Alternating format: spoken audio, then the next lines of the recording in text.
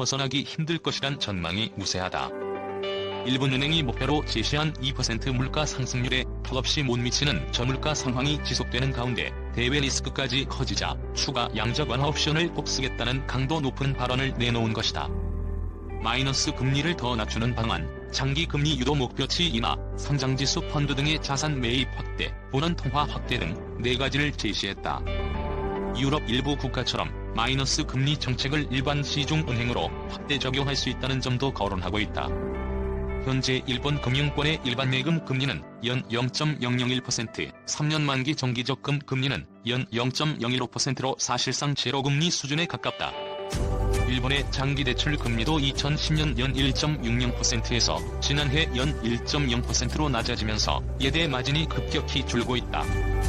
금융사의 수익 악화를 막기 위해 예금의 수수료를 부과해 사실상 마이너스 예금 금리를 적용해야 한다는 주장이 나오는 이유다.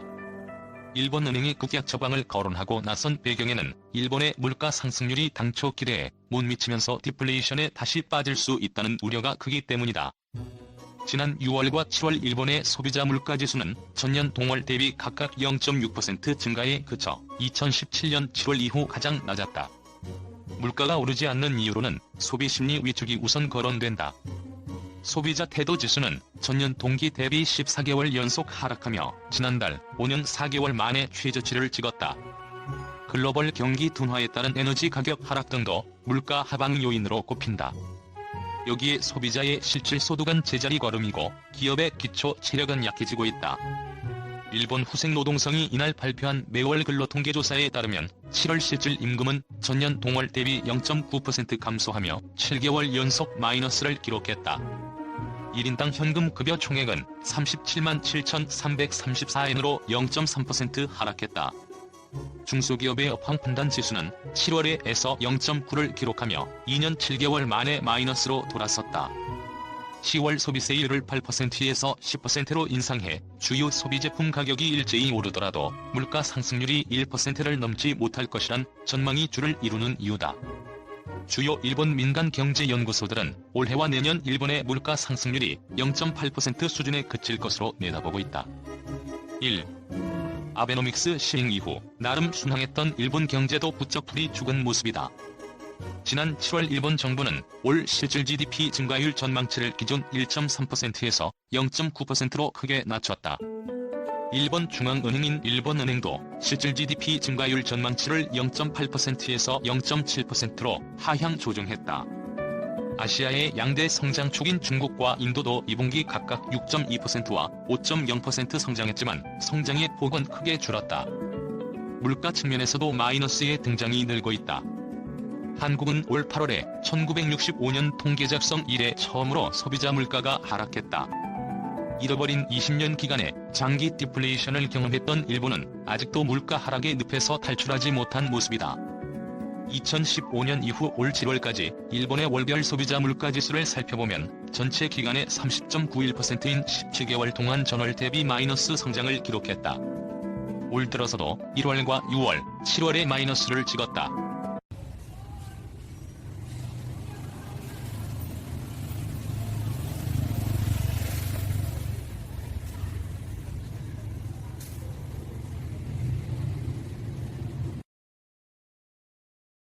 한국과 일본의 관계가 매우 좋지 않아 이 행사가 취소될 수 있다는 관측도 있었습니다. 하지만 이번 행사는 오히려 일본 정부 관계자들이 대거 참석하며 성공적으로 끝났습니다. 이 행사에서 일본의 국토교통상은 정부 사이에 뭔가 문제가 생기더라도 일반인의 민간 교류가 활발하다면 양국의 우호관계는 조금도 흔들리지 않을 것이라고 확신한다 라고 얘기했습니다. 그리고 이어 한국은 일본의 문화를 전해준 은인의 나라다. 우리나라는 한국인 여러분들의 방문을 진심으로 환영한다 라고 말했습니다. 이날 국토교통상의 한 발언은 상당히 이례적이라고 볼 수 있습니다. 우리나라와 일본의 갈등이 시작된 이후 일본은 공식 석상에서 한국이 먼저 국제법을 어겼기 때문에 발생한 일이다 라는 식의 답변만 해왔습니다. 그런데 이 행사에서 국토교통상은 한국이 일본의 문화를 전해준 은인국가라고 높여 얘기했습니다. 또한 행사 전날 일본 자민당의 2인자인 나카이 간사장은 원만한 외교를 전개할 수 있도록 한국도 노력할 필요가 있지만 우선 일본이 손을 내밀어 양보할 수 있는 것은 양보하자 라고 말했습니다. 자민당의 2인자가 이런 발언을 했기 때문에 굉장히 논란이 됐었습니다. 이렇게 최근 들어 일본의 장관들뿐만 아니라 극우 정치인들 선수들까지도 우리나라의 우호적인 발언을 하고 있습니다. 그래서 일부 언론에서는 일본이 우리나라에 대한 전략을 바꾼 것이 아니냐고 분석하기도 했습니다. 하지만 정말로 일본이 우리나라에 대한 태도를 바꾼 것일까요? 아마 그것은 아닐 것입니다. 일본이 두려워하는 것은 관광객 감소와 불매 운동의 장기화일 것입니다. 최근 일본 통계에 따르면 8월 일본을 방문하는 한국인 관광객 수가 작년 동기 대비 48%나 감소했다고 합니다. 특히 대마도는 전년 대비 90% 이상 한국인 관광객이 줄어든 상태로 이로 인한 각종 사회 문제가 발생하고 있는 상황이라고 합니다. 아베는 도쿄올림픽이 열리는 내년에 4천만 관광객을 유치한다는 목표를 세웠습니다. 우리나라가 일본 여행 보이콧을 하자 일본은 중국 관광객을 유치하면 될 일이라고 콧방귀를 뀌었었습니다. 그런데 친형과 같은 트럼프가 중국과의 무역 전쟁을 벌이는 바람에 중국 경기가 침체됐고 중국인들의 해외여행이 감소하게 됐습니다. 일본은 믿었던 트럼프에 의해 내년 관광객 목표를 달성하기 어려워질 것 같자 우리나라 국민들에게 외교 문제와는 별개로 민간은 민간끼리 활발히 교류하자고 주장하고 있는 것입니다. 자민당의 2인자인 나카이 간사장은 일본이 먼저 손을 내밀어야 한다는 말을 하면서도 일본은 더 어른이 돼 한국의 주장을 잘 듣고 대응해 나가는 도량이 없으면 안 된다 라고 말했습니다. 이는 은근 일본은 어른이고 한국은 아이라고 말하고 있는 것입니다. 우리는 어른이니까 아이가 징징대는 거 잘 어르고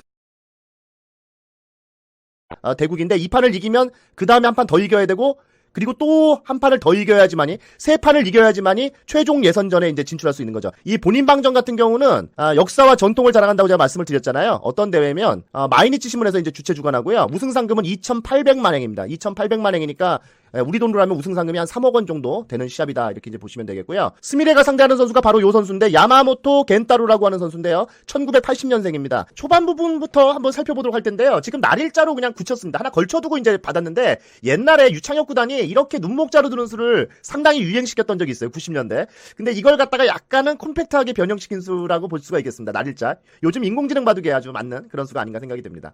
보통은 여기 두는 것보다 이거 붙이고 이제 젖히는 걸 더 많이 두는데 스미레가 그냥 날일자로 지킨 것이 아주 독특하고요.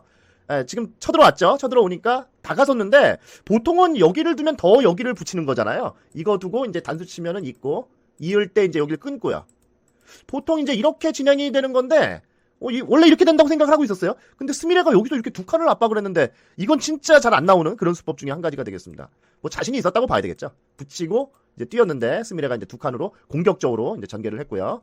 자, 그러니까 야마모토 선수가 여기서 이제 입구짤 뒀습니다. 굉장히 뭐 이거는 좋은 그런 감각이잖아요. 여기는 급소라고 볼 수가 있겠는데요. 이 야마모토 겐타로 선수가 오모리 날이라고 하는 선수를 제자로 키워가지고 이번에 프로를 입단시켰는데 바로 스미레하고 입단 동기예요. 입단 동기인데 스미레가 이제 입단한 다음에 그 첫 번째 판을 이기고 두 번째 판에서 이 오모리 난 선수한테 한 판을 졌거든요. 그러니까 제자한테는 이제 그 스미레가 졌는데 이제 그 오모리 란 선수의 이제 스승하고 대국을 한 거거든요. 근데 스승이 제자보다 좀 그랬어요. 아무튼 지금부터 보시죠. 자, 여기서 이제 스미레가 한 칸으로 공격을 합니다. 예, 붙이니까 젖히고 자, 치받은 다음에 눈목자로 확 씌우니까 일단 이렇게 느낌은 좋죠. 이게 뭐, 이게 눈이 좀 시원해진다고 할까? 뭔가 시원시원한 느낌은 있습니다. 아무튼, 이 흑도를 공격하면서 베개의 요 상변의 모양을 좀 키우겠다. 이런 의미고요.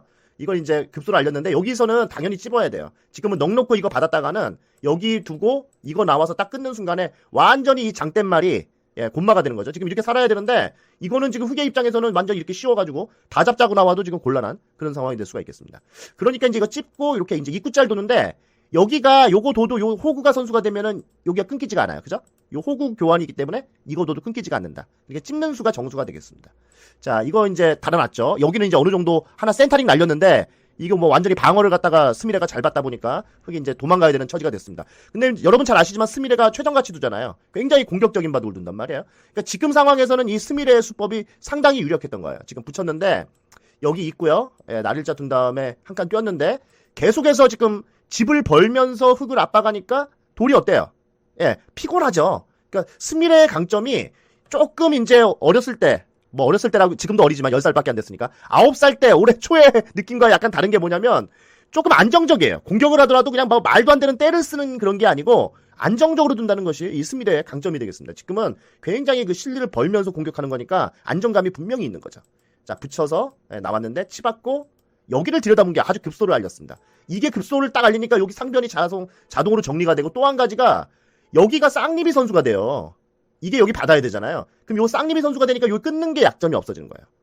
그래서 이걸 갖다가 밀어버리고 여기를 갖다가 뭐 이렇게 둡니다만 지금 끊었는데 역습이라고 두긴 뒀는데 문제는 뭐냐면 여기가 이 쌍리비 선수기 때문에 튼튼하잖아요. 그러니까 이쪽에 약점이 없는 상황에서 이걸 끊었기 때문에 여기 스미레는 요 돌만 지금 깔끔하게 타게 되면 아무 문제가 없는 거죠. 그리고 또 하나는 아직 흙이 이게 못 살아있는데 일단 너무 수세에 몰리니까 이렇게 두다가 그냥 말라 죽게 생겼으니까 일단 여기를 끊어본 거거든요.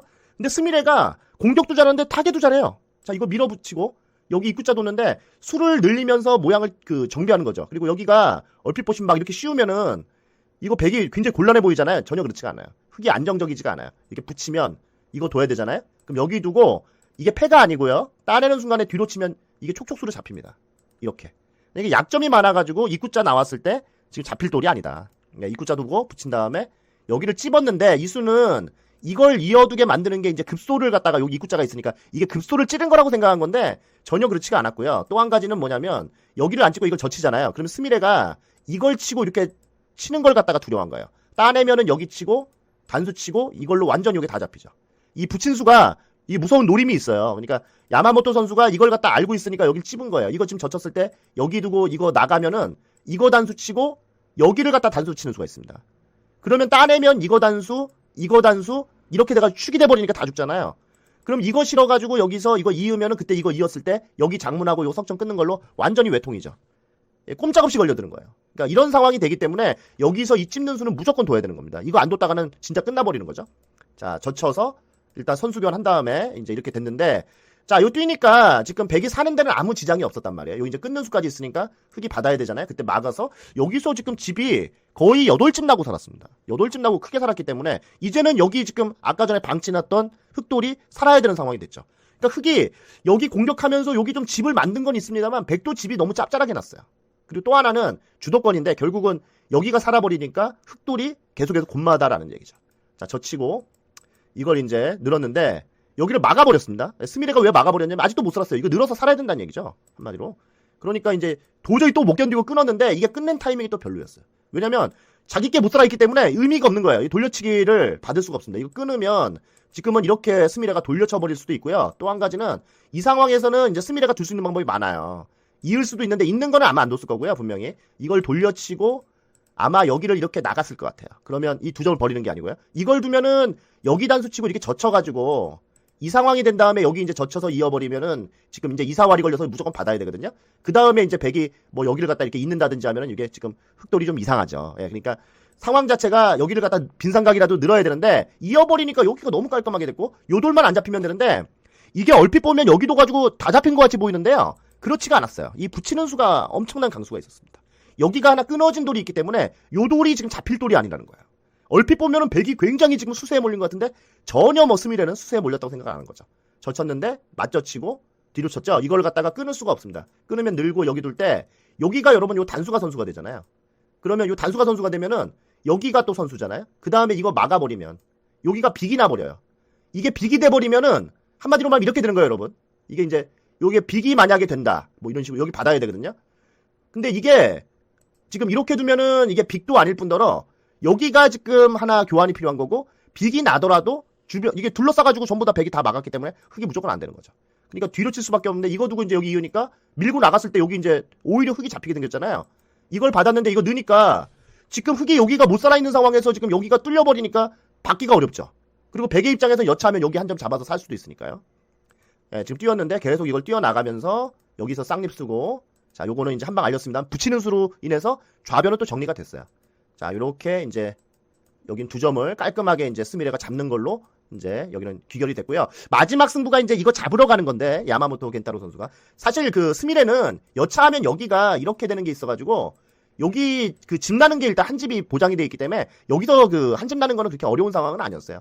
그러니까 대마가 그렇게 어려운 상황이 아니었다. 오히려 끊어버렸는데 이거 늘었을 때 단수 치고 이걸 막았습니다. 근데 스미레가 여기서 그냥 깔끔하게 이걸 갖다가 오히려 두는 게 더 편한 면도 있었어요. 여기 두면은 이거 둘 때 여기 나가고 이거 두면은 요걸 두면은요 이렇게 두면 이렇게 둘 수밖에 없잖아요. 그때 이거 찝고 여기 끊으면 이렇게 석점이 단수가 되면서 여기 돌하고 요 석점하고 맞보기가 되기 때문에 사실은 받을 수가 없었거든요. 근데 그러니까 이거를 만약에 여기를 두면은 무조건 흙이 이거 늘어야 됩니다. 그때 이제 이거 두면 나갈 수가 없죠. 맞고 뒤로 이렇게 돌려치는 수 때문에 흙이 다 죽죠. 그래서 사실상 이 두 점이 잡혀가지고는 바둑이 끝났는데 스미레가 여기를 빈상각을 안 뒀어요. 어차피 이거 둘 때 이제 여기 두려고 했던 것 같아요. 좀 더 멋있게 두려고. 그런데 실제로는 여길 두는 게 좀 더 좋았고, 왜냐면 단수 한 방 맞는 게 조금 아팠어요. 근데 뭐 이것만 살면은 무조건 이겼다고 생각한 거니까 둔 거고, 이은 다음에 스미레가 여기 이제 귀에 붙여서 지금은 조금 이득 보려고 둔 거죠. 요 붙여둔 것 때문에 여기가 받아야 되죠. 요 붙여둔 수가 없으면 좀 다른데, 붙여둔 수가 있으니까 요렇게 교환이 되니까, 흙이 만약에 다른데 어디 손을 뺐다 그럼 이거 붙여가지고 이렇게 넘어갈 수가 있죠. 요 붙여둔 수로 인해서. 이게 왜 효과가 있냐면 여길 두면 이거 끊어가지고 요 수가 이렇게 호구로 만드니까 득이 되죠. 그러니까 스미레가 이걸로 그냥 딱 이렇게 해둔 다음에 끝내기를 해버리니까 실제로 바둑은 여기서 끝나버리. 덥이 안 나와요. 완전히 초반부터 시작해서 계속 스미레가 공격적으로 두면서 이 흑도를 몰아가면서 완전히 완승을 해버리는 건데, 처음에 공격적인 면을 갖다가 계속 보여주면서 두다가 이후에 타협을 하는데 딱 이길 만큼만 타협하는 모습이 옛날과 많이 달라졌어요. 옛날에는 그냥 무조건 그냥 일직선으로 잡으러 가는데, 사실 그런 바둑은 파워는 있는데 결국 이제 잘 두는 사람들하고 두잖아요. 그냥